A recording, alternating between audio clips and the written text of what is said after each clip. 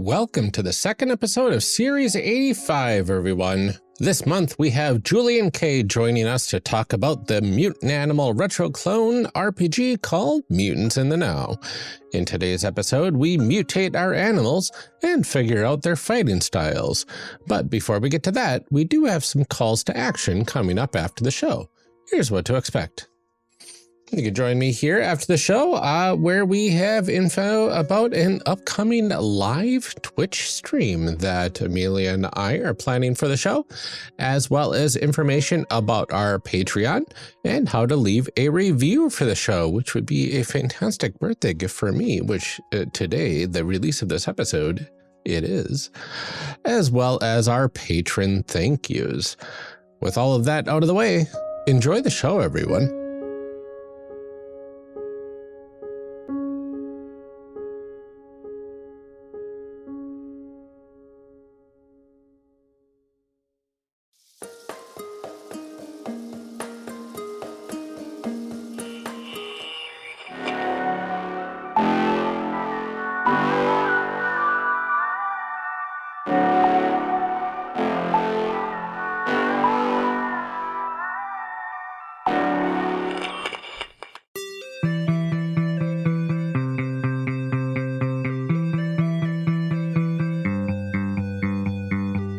Okay, so I got an African lion. Can I get a refresher on what you two got?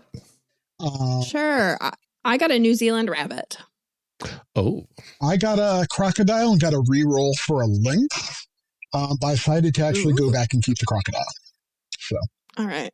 Very cool. All right, so we got our species and our background. What is next? We have some optional tables, which aren't necessary, but they're very podcast friendly. I love a good optional table. We have some optional tables called the institution tables for those of us with institutional backgrounds to roll on. We have height and weight tables, which give you kind of a relative mass size compared to what our size rating gives us. Okay. And we also have things like life before mutation, mutation peers, and how I learned to fight on the next page. Okay. Nice. Let's find out, how do you measure the height of a rabbit? Is it like... Generally speaking, there's it's going to be rough based on the size rating. Yeah, I do appreciate that like you're not going to end up with like a 40-foot tall beagle, that they are, short, unusually short, below average, so like it doesn't go too far out there, but. Yeah, I already rolled for my institution. I got a extra dimensional agency or bureau that's local. Ooh. And having a moment to think about that, what I think is going to be some extra dimensional group that's trying to preserve earthly animals before humans wipe them out. All right, I did roll on the height table and I got short. So I'm 1d10 plus 10% shorter than my size rating would indicate, which I don't know what my size rating is to begin with, but it's a rabbit, I assume. Yeah, we'll be figuring that out later. Yeah. Oh, okay. That makes more sense. 50. I read that as 1d10 times 10%. And I was like, whoa, that's pretty tall. But no, I got tall. I got tall on mine and I rolled a 5. So I'm 15% taller or longer than your size rating would indicate. And I add 10% to rolls on the weight table. And with that addition, I got below average weight at 3% lighter than your size rating would indicate, which is not much. And I got tall and heavy. So I'm going to be 16% taller and quite a bit heavier, 22%, 43% heavier. Oh, yeah. Okay, so I got below average for my weight, 1d10% lighter. Then we have life before mutation, which can give you an idea of what your life was like before a mutation. Oh, my guy's a loner. Had an isolated life. So did I. Oh. Means I grew far away from a human. Oh. And I was on the fringes of society. isolated life too. What? I mean, which doesn't really make sense because I was raised by a mutant community. Well, maybe you were isolated within it, right? Oh, yeah, that's right. So before mutation, I was a African lion isolated. I mean, maybe I'm at like a fringe zoo or something like that where I came from. Mm-hmm. Yeah. So I also rolled on, got isolated life, which meant I was probably like in the wild and got picked up by my organization. Oh, because it's a life of not being in touch with humans much.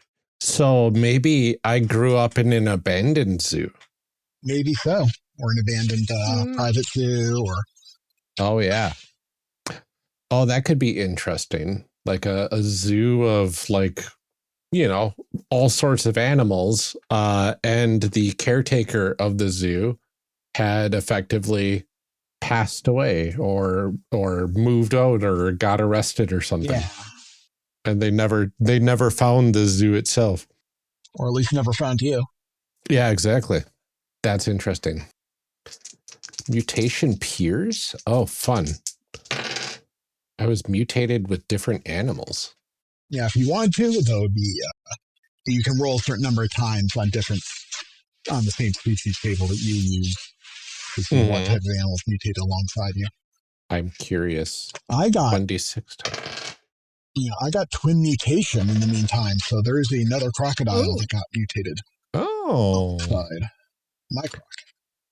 So I had 4 animals that I mutated with. Oh, I got mutated with family, homogenous. So you mutated with a pack, family mate, or litter, which kind of makes sense because rabbits. Yeah. You know, there tends to be lots of them. A number of relatives out there with similar mutations. Okay, the first animal was a red kangaroo. Nice. Oh, a western lowland gorilla. Yeah, your zoo story is making more and more sense. Uh-huh.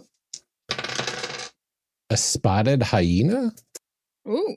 One more. Wait, so you have a gorilla, a hyena, a kangaroo. A kangaroo, okay. And a common chimpanzee. Okay, pick a continent. Now I'm afraid we can steal animals from anywhere. So. Ooh, how I learned to fight. How did my little rabbit learn to fight? Yeah. I'm interested in that. Tell me more. I had a generous teacher. Oh, that's amazing. I found a Marshall manual, a beat up copy of an instruction manual, an old series of VHS instruction tapes, or maybe even some secret scroll. I like the thought of the only thing that worked after everything got shut down was a VCR and television set. Yeah. And it had a martial arts instruction video series on it, on an EP VHS that played on repeat. Oh, yeah. So I, of course, watched that. For sure. And I got Street Fighter. So somebody recruited my character into illegal fighting. I don't know if that was And I forgot, what kind of animal are you? Crocodile. Oh, yeah. Okay. Yeah. Big crocodile, apparently. Yeah. Okay. Sounds like some real like Street Sharks vibes. And from there, now, for the record, with the tables we just went through, with a lot of the kind of personalization tables, those are what are called non-binding and optional. So, like, if you get something that really doesn't work for you, you can always just re-roll it on those particular ones. No spending required. But I think we got an interesting set of things. And from there, what you'll be going to is step 5, where we actually pull up our animal information and start mutating. Nice. Okay. The stat block is going to have several things. It's going to have your starting size rating, It's going to have your starting GUP, which is added to the stuff you got on the attribute for your attributes in step 2. Mhm. Step 2, no, step 3. When, you'll have enhance, and it'll list like usually 3 attributes. Those are attributes you can spend points, spend GUP to improve. You'll have basic traits, which you just get flat out. Usually those are just kind of categorization, but sometimes they include things like having, being semi-bipedal or having wings or things like that. And then you'll have major traits. Those are the more expensive animal traits you can buy. And then you'll have minor traits, which only cost 1 point apiece. Okay. You'll also sometimes have in parentheses after something what's called a sub-trait.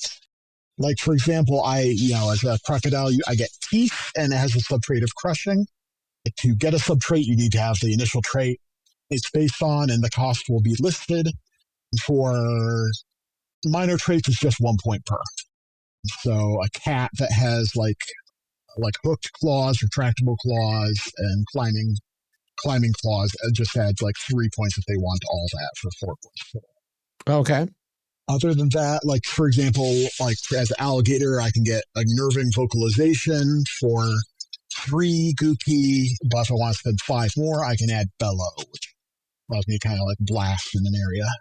Other than that, you'll also have your unique ability, which may have a required trait, like, for example, gator bite, which I'm looking at alligator, but close enough. A gator bite requires a crushing jaw, for example. Okay. So the main things and then on page 38, you'll have the anthropomorphic traits, which show kind of how you have to spend from what you have. By default, all species, unless stated otherwise, start with movement quadrupedal, prehensility locomotors, speech non-vocal, and masked bestial. Okay. There are 2 other categories, respiration and senses, that only come up if your species has that listed in the basic traits, which I don't think either of you do. Okay.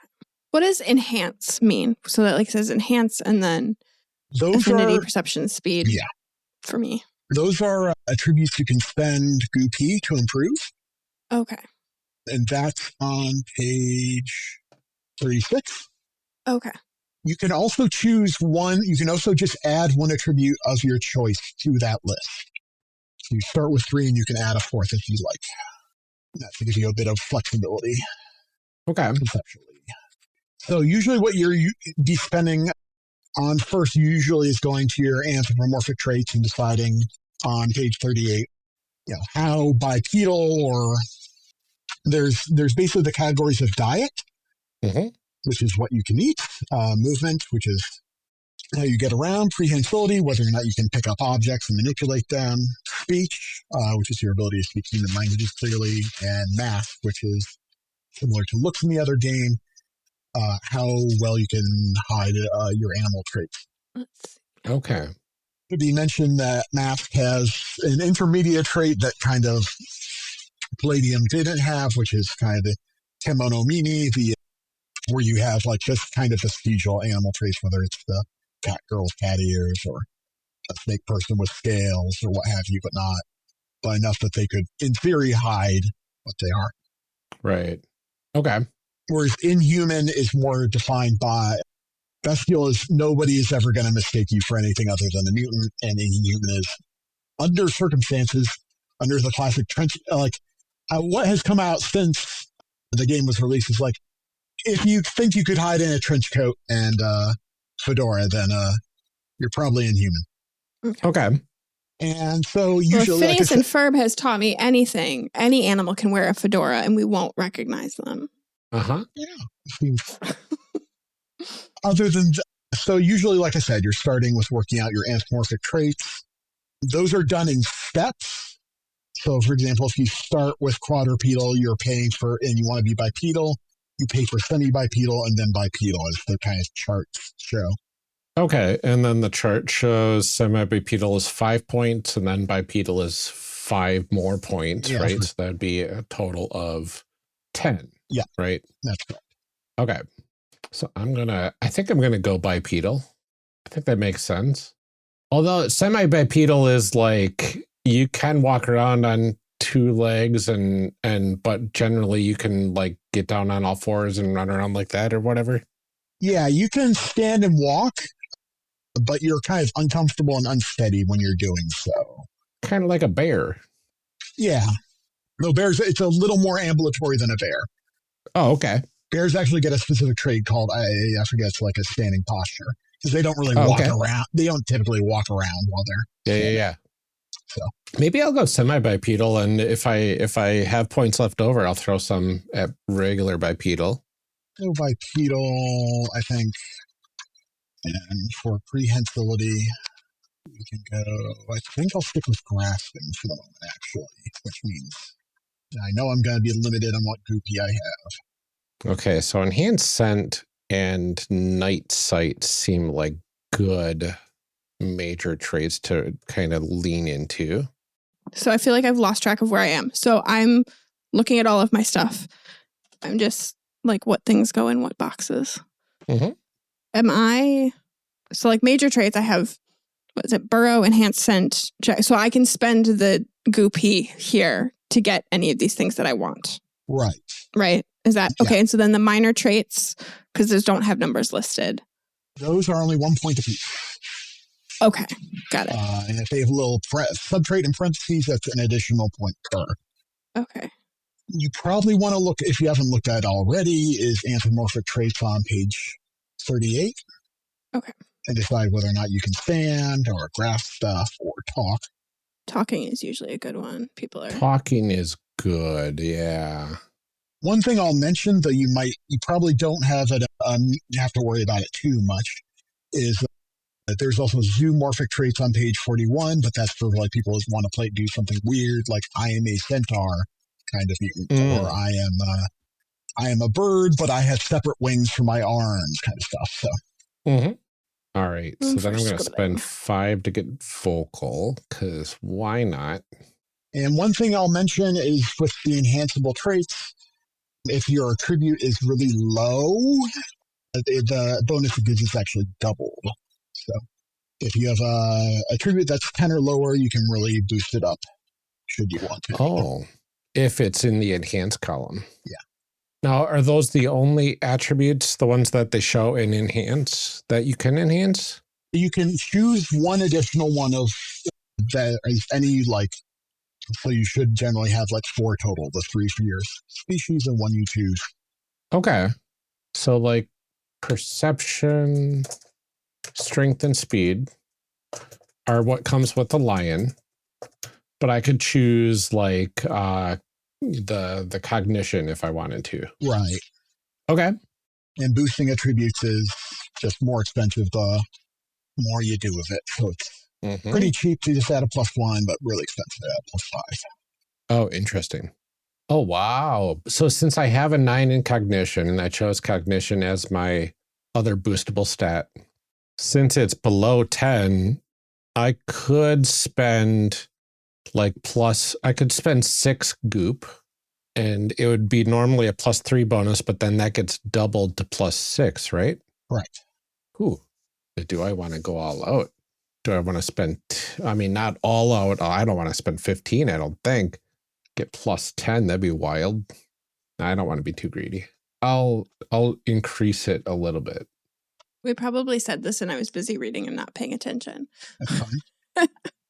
If we go, so if I want vocal, is it just 3 or do I do 2 and then 3? 2 and then 3.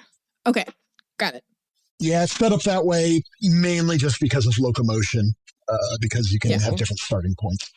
All right, so then I'm going to add +6 to my cognition and put it at 15 for a total of, I think, 6 points. Yep. You're so far ahead of me. I feel like every time we do these games with level plays, you're like, I want this one, this one, this one, this one. I'm like, I'm still reading how to do the points. Oh, I'm like at that beginning stage as well, kind of looking back and forth. across a few things. It feels like you. I think you're just quicker to... at like flipping between all of the things than I am. I'm like, yeah, this is probably the most flipping back and forth of all the stuff. Mm-hmm. I'm just like, can I buy how many of all the things can I buy? Yeah, I'm having to be conservative just because I have such good attributes that gives me a very limited amount. So as size 11, that's a pretty big animal. Yeah.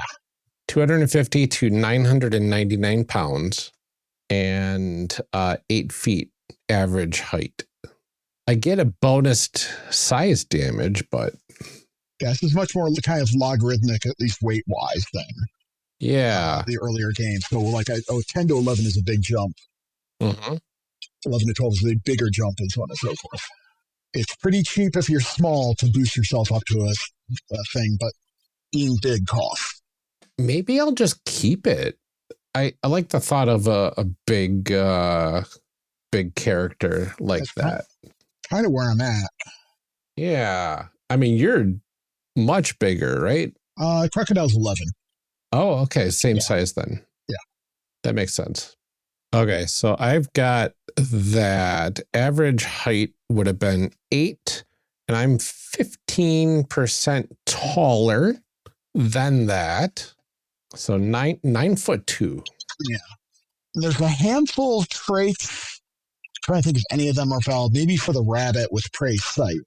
There's a handful that have something that lets you discount them by taking a disadvantage. But those are for specific traits. So like prey sight, you can lack, distance vision, for example. Flight, if you're reducing it to something like gliding. So how would we go about with the smaller than average weight that I have, 3% less? Would I choose like a value within that weight range, or? Yeah, you could choose a value within that range. You could look up the critter and see kind of what their average is. Okay. If there is an advantage of doing it in this period in time as opposed to 1985 is Wikipedia. So, that's fair too. So I didn't have to sit down and detail every animal like they used to had to. Mm-hmm. Yeah, I'm having some tough choices here. I've got Okay, so I did those. Even though overall you have a lot more wiggle room than TMNT. I want the pursuit claws and the teeth. I want the crushing jaw. I want the death roll. But if I have the death roll, then I really need to be able to... Having a swim would be really handy for that. Okay. So there is, of course, a difference between the male and female of the lion species by about 200 pounds. Yeah, about 150 pounds. 420 versus 280. I think I'll go with a lady lion and be at about 272 pounds, 9 feet, 2 inches tall. That sounds fun. For the record, none of the traits are gender locked. If you want to be, say, a mutant deer with antlers, that's no stranger than being able to walk on your hind legs. So. Yeah. So then I get a size damage bonus.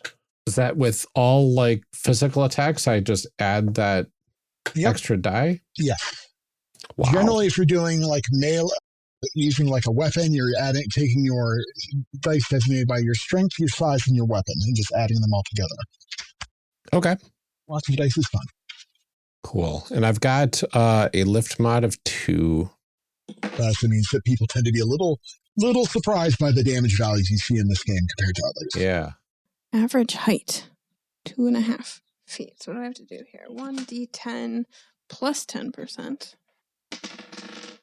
Let's not roll things off the desk. 13% smaller than 2.5 inches. All right. And I'm also seeing the size SHT, which is that structural whatever, of 29. So that's effectively what I'm starting with, and I'm assuming I get things added to that as we go, right? Yeah, that's going to be in the very final step. Cool. Basically, you're not figuring out like any of your sub attributes or bonuses until the very end. Mm-hmm. Because attributes can change. Oh gosh, I don't know how to take a percentage of inches. Oh, My brain can't do this. Just round it. Oh yeah, I'll round 13%. So what is 13% of 2.5 inches? I'll ask Google. She'll know. Uh-huh. Or 2.5 feet, I guess. It's actually not inches, it's feet. Can also get rake and swift sprint. Or at least swift sprint. It's basically 2 feet instead of 2.5 because I'm not going to do 2.175 feet tall. I mean, I guess I could write that, but for all intents and purposes, it's anyway 9.1 pounds. Oh, and if it wasn't already clear, you can modify your size rating step by step as on page 37. Size damage 0. Yep, that is possible. All right. Yeah, Swiss Sprint sounds cool too. And I'll get rake as well, because why not get the claws? Okay, that's everything for my major traits, at least. Ooh, whiskers. Yeah, I probably should look up like what some of these traits do that I picked. Yeah. I mean, a lot of them are very self-explanatory of like what they'll do within the fiction, at least, right? Yeah. Yeah, I mean, it seems pretty easy that like enhanced hearing makes your hearing better, I would think. Yeah. But like things like whiskers. Oh, that would be nice to have whiskers. But yeah, what that does one was do? a little less clear. Yeah. Yeah, I didn't pick that one. I'm just looking. What is it all about?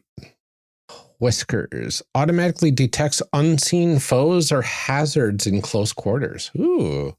Oh, typically within your character's limb reach, melee range, and fight scenes. I like whiskers. Yes, please. So did you go through it? Like you just read through the list and were like, I want all these things. Yeah, effectively. And then I'll see if I can point them out with my 50 some odd points that I started with. Oh, 72 points I started with, actually. Yeah, I started with 70. Yeah. So I'm like, I should have enough for most of this, but like, I gotta put them somewhere else, probably, maybe. What happens if Goopy is I have to left go back over? though, because my like family thing had. If Goopy is left over, yeah, I would say spend it on your attribute enhancements if you haven't already. Oh, yeah, that's a good idea. That's kind of the catch-all. I have a few left, and I don't know what to do with it. Oh. In theory, you might be able, if you talk to your GM, you might be able to bank some for later mutations, but generally speaking, that's that. You can get, as you level up, some additional as one of the choices. Usually after like 3 levels. I also have from my Raised by Mutant community background thing, gain 1 basic skill package, 1 street skill package, 1 wild skill package, 4 hobbies, 1 survivor or basic equipment package. Plus 2 we'll speed, be getting plus 2. to all that in the next step. Okay. All right. So. I won't get too far ahead. So beyond like all of these traits, is that what we are meant to spend the goopy on? Is like just this stuff, or will I need more for later? So no, everything is spent within this step. Okay, so cool. Then I'm gonna go a little more crazy than I was. I was like holding on because I'm like, what if I need it for later? Cool. Okay, you don't. This, like I said, this is very kind of everything is like contained within each step. So got it. Okay, you're generally doing the anthropomorphic traits, size. You're going up or down. The major traits and minor animal traits, the unique trait. Yeah, and psionics, if any. So what I'm hearing is that I should be spending more points. What does territorial do? And what it gives you temporary will when fight scenes start within what is designated as your territory. Ooh, I do like that. Now I got to see if I can afford all of this. Yeah. Oh, see, so you did it backwards. You're like the opposite. You're like, here's all the things I want. Can I afford it? And I'm like, don't spend any money. Yeah, I was kind of just marking down. I'm personally marking down like my must-haves first, and then trying to work things out as to, okay, I've got this much left. I wanted psionics, but I don't think it's in the cards. Oh yeah, you can get psionics too. Yeah, my traits are so good that I have a limited budget. So if I want like the basic croc stuff, I'd have to be cutting into that to some extent. Okay, let's get back to figuring out how much I'm overspending here, if any. I didn't even look at psionic powers yet. I haven't gotten to that point yet either. What kind of psionic powers would I want? Yeah, you tend to be pretty specific, but very powerful within that specific. All right, so I spent 28 goopy on my major and minor traits.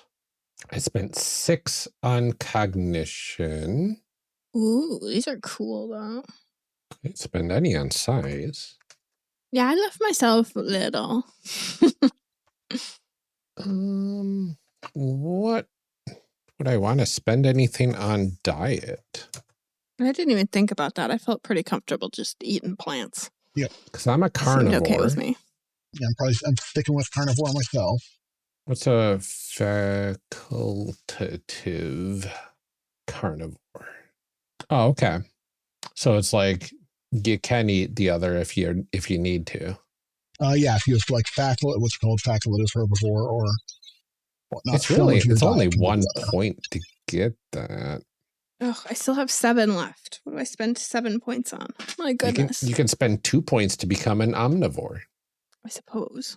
Or I could get something cool. Yeah, you could look again at your animal traits, see if there's anything that appeals. I think I took almost all of them. And then for the prehensibility, that starts at locomotors. Basically, you can't grab things, right? Yeah. I guess I could maybe increase that. I did just grasping, but I guess I could maybe. You could go prehensile. Yeah, that would leave me with 2 more. And then you could spend 2 to become an omnivore. Wait, how much does it take to increase where's my attribute enhancement? Oh, I can spend 1 or 3. There's no 2. How much to become an omnivore? 2. 1 to become a facultative carnivore or herbivore, and then the other become an omnivore. Oh, I don't know. I feel like I'm okay with eating leaves. Yeah, probably. The mask. Spend 3 points. I can get my, and that leaves me with 4. 1 point. Just would love to get my strength up, above 12. I know I'm a tiny baby bunny, but you know what? The 12 kind of makes sense if I'm a tiny baby bunny. Let's be honest with ourselves. Mm-hmm. Okay, so we are going to go to prehensile, which is another 5. And that leaves me at 2. Maybe I'll have 0. I'll just do air. I don't need to be amphibious. It's a little too out there for a lion. Yeah, I think we're okay. Yeah, for the record, you can't really pick up amphibious unless you start with water breathing or start with amphibious. So, yeah, only water breathing species have access to this evolution route. Though some animals like frogs just start with amphibious for obvious reasons. Mm-hmm. Okay, I can. You know what? Maybe I can take inhuman because I have 2 left, and so I could do 2. Oh, there you go. Because I had left it at bestial, but I can do it. Be for the mask, right? All of my goo. Yeah. Look at that. Oh, nailed it. Spent all the points. I'm almost. I still have yet to add it up. Oh my god! You haven't even figured out if you can do all these things that you want to do. I'm getting there. Just ambition. I know, there are 2 types of people in the world, I guess. I know. It's get as much as you can and then subtract. Slowly crossing things out. Look at that. I'm almost there. I think mask I'll put at 0 for now. I don't think I need to spend anything else in senses. And I don't think I get any zoomorphic traits as a lion, right? There's not really much to worry about unless you want to be like a centaur lion. Right. Although that is kind of cool.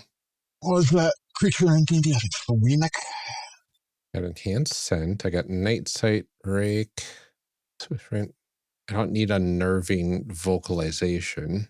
That should be all right. Oh, there's also that the special, so I could take pride tactics, right? Yes. Okay. Do I need anything aside from that, or do I have to buy Pack Hunter Plus and then buy 5 extra? Right, yeah, you have to buy Pack Hunter first. Okay. And then... Oh, which I did. So fantastic. Yeah. And then I can spend 5 more and get Super Pride Tactics. Yep, gives you bonuses on rolls to hunt using teamwork. And those have difficulty retreating from you. Yeah, I've got a pretty decent view of this character so far from just these traits and stuff that I'm picking up here.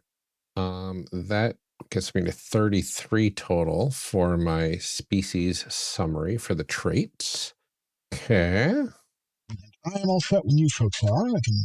Yeah, I think we're just waiting for Ryan to total up all his points. I am the slowpoke somehow.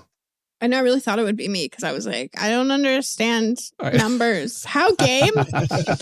I don't know. You offer me more than 5 choices and I'm like, I don't know. Mm-hmm. Yeah, it's pretty intensive. A lot of games have, of course, moved to simplifying characterization as much as possible. Yeah, no, I think it's like definitely a group of people that like Ryan is one of those people that loves all of this, like throw lots of choices and point buys and all of that kind of stuff. And Ryan is happy as a clam. Mm-hmm. And I'm like, no, I would like things to circle, please. I do love me some point buy and some a whole bunch of traits and all that sort of fun stuff. Yeah, I'll still be a carnivore. And that's great. Yeah, it's fun. Increase goopy cost. Goopy. I don't need It's fun that. to say. I don't need zoological bonuses. Traits, so that's going to be 0. This is going to be 10. This is going to be 0. And then mask traits, so far it's 0. Respiration is, yeah, we got normal goodness there. You say desperation? Respiration. Oh, I didn't even look at respiration. I assumed that I don't have to spend points to breathe. Yeah, you're. It's only really applicable if you're of an amphibious or water breathing. Looking for doing an underwater campaign. I'm in trouble. I'm okay with that. Yeah. I'm assuming I don't have to spend anything on sight, right? Since I start with it. No, you're unless you specifically have a census limitation on your basic traits. Sure. Lions don't have that. Rabbits don't have that. Mm-hmm. So cool. Don't that. I need that. Yeah, you can't see stuff like that with the Nightcrawler in the book.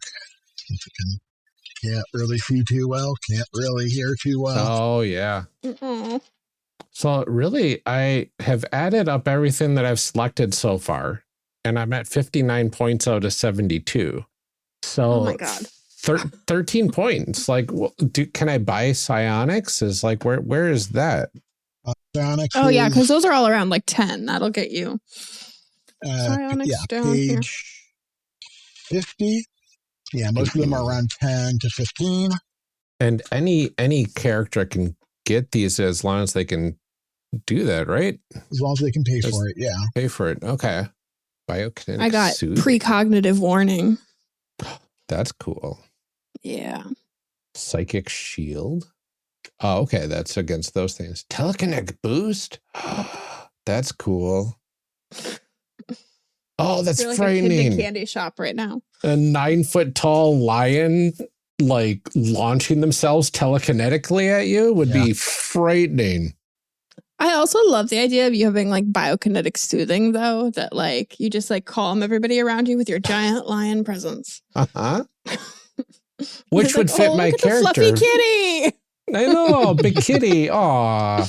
And also like my character is all about teamwork and stuff and the making people I thought about taking happy. that one just on, the fact that I'm an adorable fluffy bunny.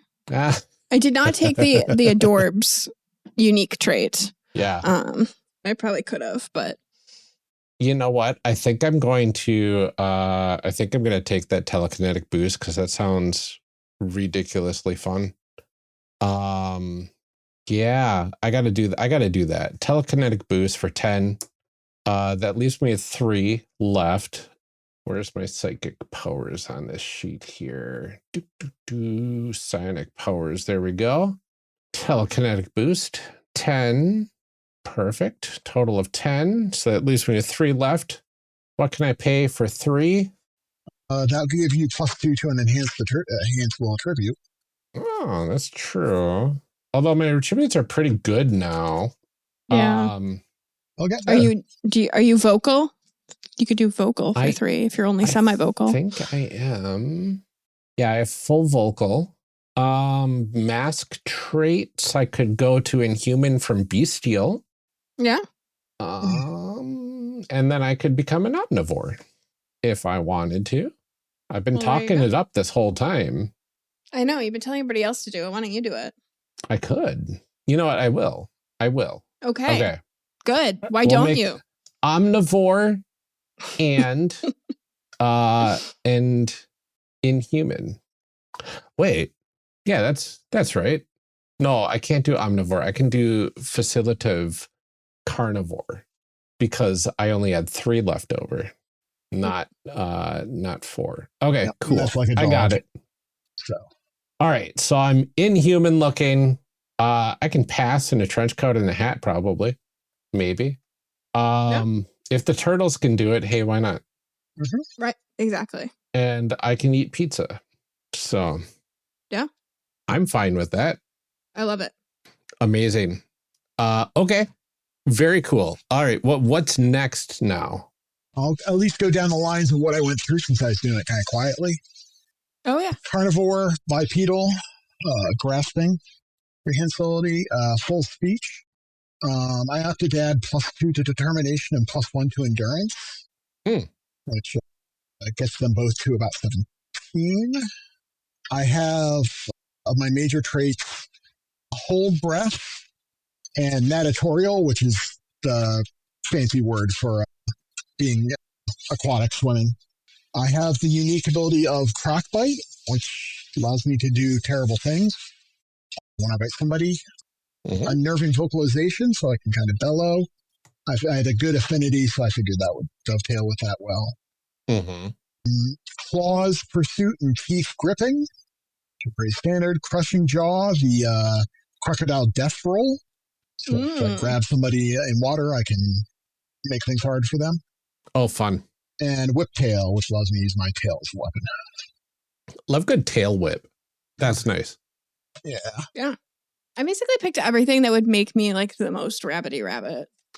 I like that. I kind of like, I basically like just, really stuck with like the animal traits or whatever that were in my little box. Yep. Enhanced scent, night sight, burrow, prey sight, swift. I've got claws, enhanced hearing, spring leap, gnawing teeth, could play possum. And then obviously I did pick precognitive warning. Because I don't know. I want to sense trouble. Yeah. I want to know what's coming. Did you grab Jack It Rabbit? also felt rabbity. I did not. It wasn't listed in the animal stuff. That's probably one of the unique ones, right? If it's not, It might have been for the European rabbit because I had the New Zealand rabbit. Okay, that's probably why. That's possible. New Zealand does have Jack Rabbit. Oh, where's that one? I didn't grab that one. Oh, yeah. No, I didn't take that one. Is the runaway now ability. So. Oh, yeah. Oh, I got mine to talk about. Yeah. Too, Right. Yeah, give us a quick rundown of what you ended up with. Yeah, we went back and forth, but let you know. So size level 11, 200 and some odd pound, 9 foot tall lady lioness with 9 feet tall. Yeah, 9 foot That's 2 so big. inches tall. Yep. Enhanced scent, night sight, swift sprint, and rake. As well as the minor traits of apex predator, which if I'm in the territory that I'm normally in, then like people just don't attack me, which is cool. I've got hooked and retractable claws, I've got the communal trait and pack hunter, which helps with helping my allies out and whatnot. Teeth for slaying. I've got slaying teeth that I can use on prone enemies to do some gnarly damage. Spring leap, territorial, and whiskers, which also lets me sense some things nearby, which is great. As well as pride tactics I have for the unique trait. So I kind of leaned in on the whole, like, hey, I'm here for my pack, whatever that pack ends up being. And I work well together with them. I've got full vocalization, and inhuman mask, as well as semi-bipedal. So I can stand if I need to, but I prefer all fours. And I'm a facilitative carnivore, so I can eat the pizza if I need to. And that's what was really important. Prehensile hands. Oh, and my telekinetic boost ability that lets me just launch myself like a cannonball at foes and stuff, which sounds like the most terrifying apex predator thing to do. I just love that you are like 9 feet tall and I am 2.175 feet tall.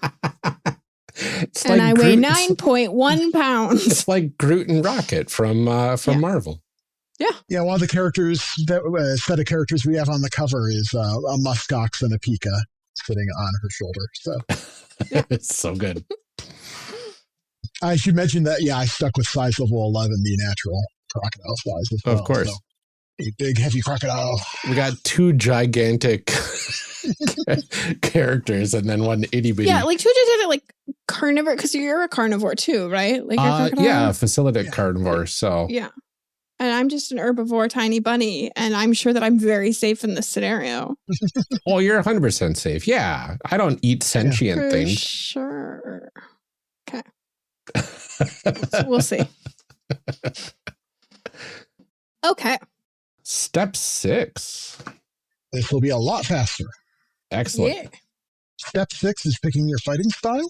Ooh. What you have available is going to be depending on your background. And that's going to be like your original background. So for 2 of us, I think that's institutional.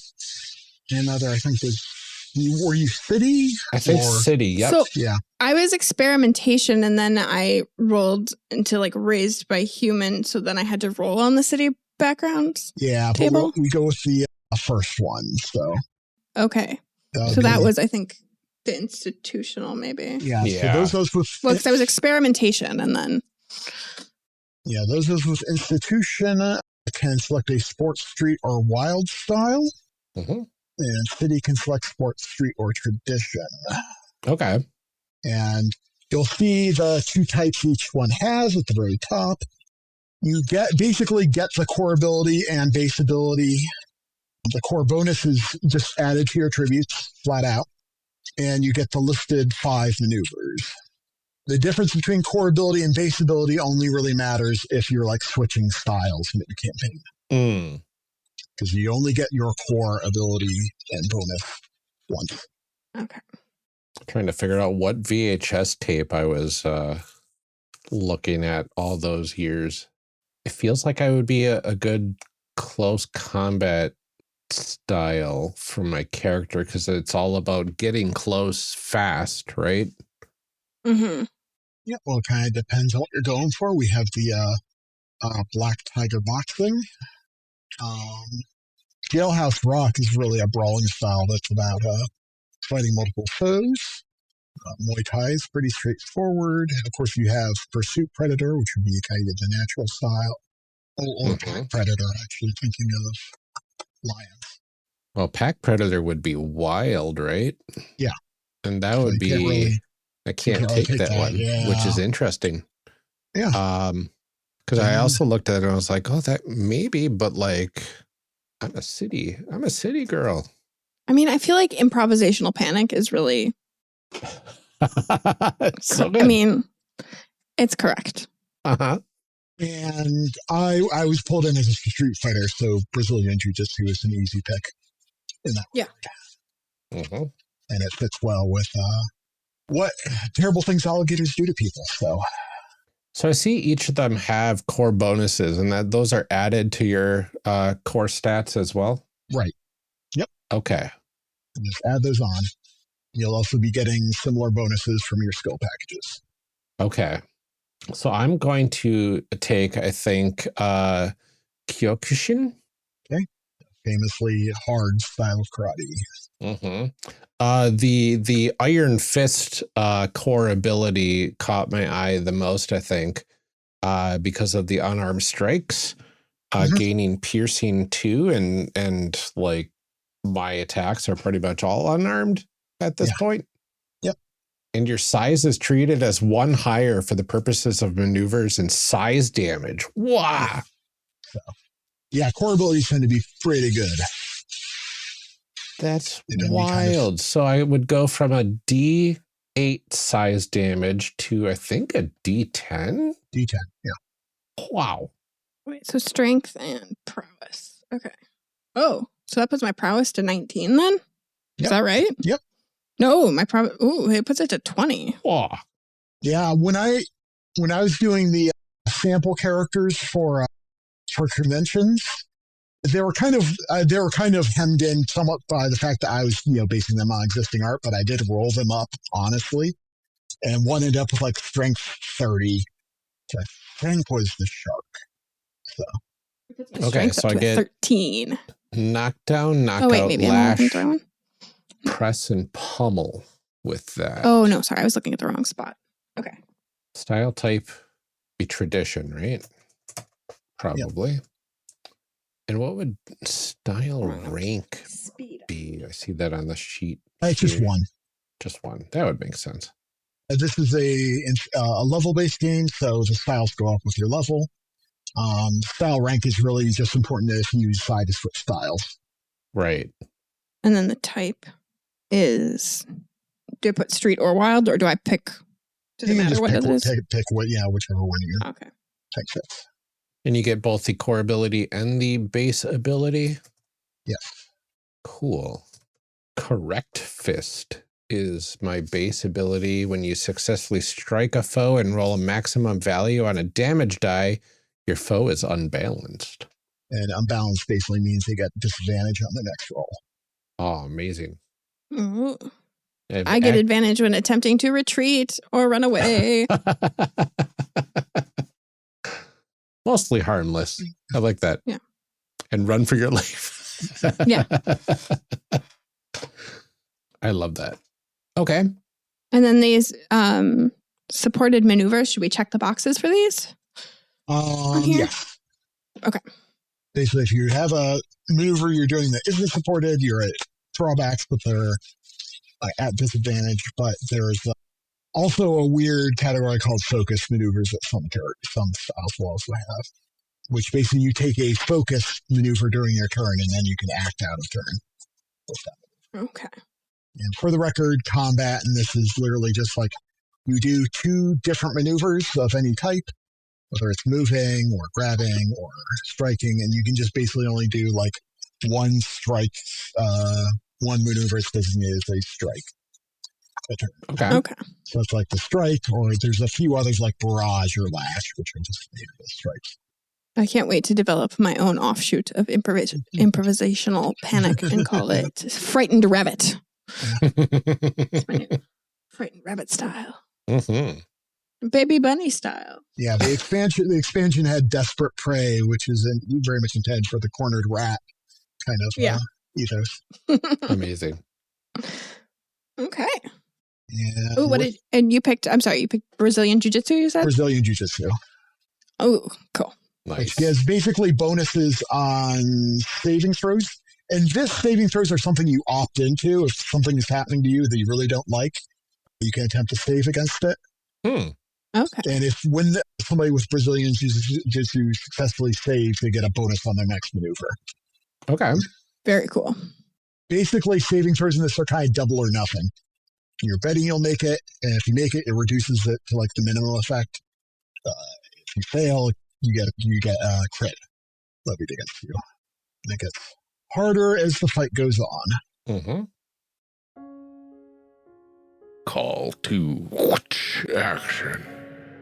Yeah, like that.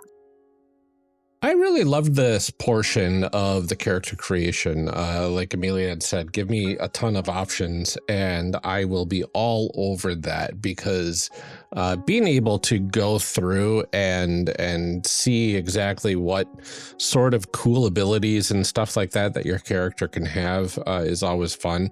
But this also felt really old school at the same time in like a good way. It helped with that nostalgia, but it didn't give me that like overload that like Palladium usually does with its mutant animal system. It's interesting that Julian was able to boil everything down into this little bit here. Really cool characters that we're making this series. We finished them up next week, and it's a really fun group of characters. So stick around for that, and then we get into some discussion the week after that, which always fantastic. And Julian was a fantastic guest for the series with some really great insights. So stick around for all of that. But before we let you go for the day, we do have calls to action as usual, with a brand new call to action for a Twitch stream that Amelia and I are getting into. It is going to be next week, Wednesday. That's July 23rd. I'm not sure what time it's going to be at yet, but we'll have announcements next week's episode to go over that. And we'll have announcements on our Discord server and on our Blue Sky page.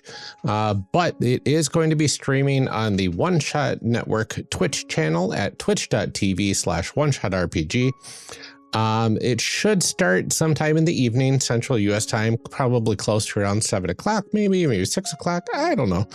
And the video on demand will be exported and uploaded to all of our Side Quest and Above patrons. So if you missed the thing and the video on demand is no longer on the One Shot page, it will be available to all of our patrons as both video and audio. So you'll get it either way. This first stream will be going over the current state of Undying Bonds, the Nova-inspired TTRPG about necromancer magical girls in a world where you play as a magical girl-style team that is able to pull on the power from previous generations of previously defeated magical girl teams. We're planning on streaming a design session pretty much every month to get live feedback from the audience and to keep the ball rolling on the design work for this game. And then once it's playable, all of our $5 and up patrons will be able to get a copy. So speaking of the Patreon, if you want to help us out in that way, we would love it if you checked it out at patreon.com/charactercreationcast. If you are able to help us out, it would allow us to do a lot more for the community and for the show itself. And right now we're kind of in the beginning stages of having more free time to create more bonus content to make it more worthwhile.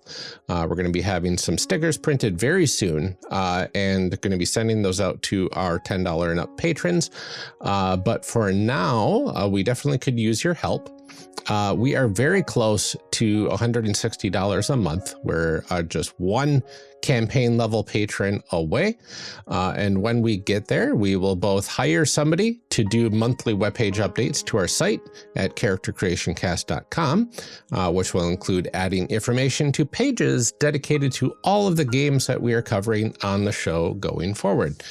Also, at this level, we'll create a unique enamel pin for all of our campaign level backers and maybe get some extra for folks that join up at that level in the future. We are only one campaign level patron away from that goal, like I said.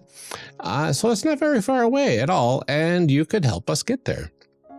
If we can get to $200 a month, not only will that unlock yearly subscriptions for our supporters at a discount, it will also mean that we can afford to pay this person a bit more every month to update the backlog of games on our site as well. We just haven't had the time or energy to take care of all of that. This level is only 5 campaign level backers away, and it would be remarkable if we could get there by the end of the summer. Joining at the campaign level does mean that you do get new stickers for every month that you are a patron, a set of 3d6 C3 branded dice that are really great quality from ChessX. You'll get a personalized thank you card from the both of us, handcrafted by Amelia herself, as well as many other perks, and that is all for $10 a month, and that'll go a long way towards helping us create that one-stop shop for any of the games that we cover on the show. We also have tiers at the $5 level, which does net you the dice and the bonus episodes. And at the $1 level, you get various perks as well, including access to our chit chats and whatnot. So head on over to patreon.com/charactercreationcast to get all of that info. In addition to all of that, we do like to thank our current patrons every episode. Your support truly helps out a great deal, so let's go ahead and do that right now. Lieutenant DJG, aka Tigranosaurus, and Eric Bonds, thank you all so much. Daryl Holiday II, Shadim Cabal, and the Shyest Barbarian, we're super grateful to have you here. Thank you. Benjamin Sweeney, Rob Fletcher, and Kevin Brown, you shouldn't have, but we're very glad that you did. Tentacle Doc, John Adamus, and A3 Sketchpad, thank you all so very much. Cole McCallum, Carlos Salazar, and Eric S., we're happy to have you here with us as well. Thank you. Ian Potmeyer, Liam G., and Brian Colm, we're happy to have you here with us too. Thanks. Thank you to Garden GM, Tanglefoot, and Blue Kryptonite. Your support brings us so much joy. Danny, Nicole Trainer, and Liam Murray, thanks for supporting our dreams. Kenning, Brian Kurtz, and Mark E. Fair, thank you for your continued support. Drew Owen, Oz, and James McKinley, thanks for making all this possible. Sean Metcalf, Robert, and Kevin Bates, thank you so much. And we're glad to have you here. Deadly Edley, thank you for supporting. And thank you to all of our future patrons. If you want to join this phenomenal group of individuals, please head on over to patreon.com/charactercreationcast and help us out. And with more assistance, we'll be able to make those website upgrades to make exploring your favorite games that much easier. And if you want to join in the discussion with our hosts, some of our guests, and a bunch of fans, head on over to our Discord at discord.charactercreationcast.com. In addition to all of that, if you want to help us out in another way that doesn't require any money, you can leave a rating and review for our show on Apple Podcasts, Podchaser, or Podcast Addict, and we'll read every new 5-star review as we get them, and as we both have a chance to record together. That's all we have for today's episode. Join us here next week when we finish our character creation with Julian Kay. Until then, take care, everyone. Stay safe. Drink some water, mind the goop, and keep making those amazing people. We'll see you next time.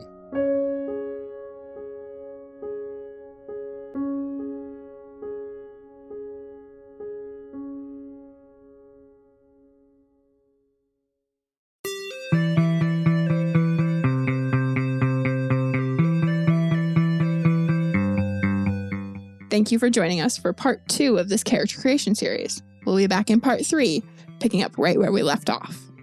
Character Creation Cast is a production of the One Shot Podcast Network and can be found online at www.charactercreationcast.com.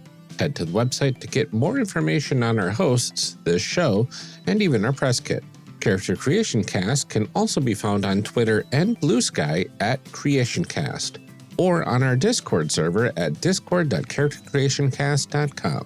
I'm one of your hosts, Ryan Bolter, and I can be found on Twitter and Blue Sky at Lord Neptune or online at lordneptune.com. Our other host, Amelia Antrim, can be found on Twitter and Blue Sky at Ginger Reckoning. Music for this episode is used with a Creative Commons license or with permission from the podcast they originated from. Further information can be found within the show notes. Our main theme music is Hero Remix by Steve Combs and is used with a Creative Commons license. This podcast is owned by us under Creative Commons. This episode was edited by Ryan Bolter. Further information for the game systems used and today's guests can also be found in the show notes. If you'd like to support our show, find us on Patreon. Get access to bonus episodes, exclusive merch, and much more at patreon.com/charactercreationcast. Thanks for joining us. And remember, we find that the best part of any role-playing game is character creation. So go out there and create some amazing people. We'll see you next time.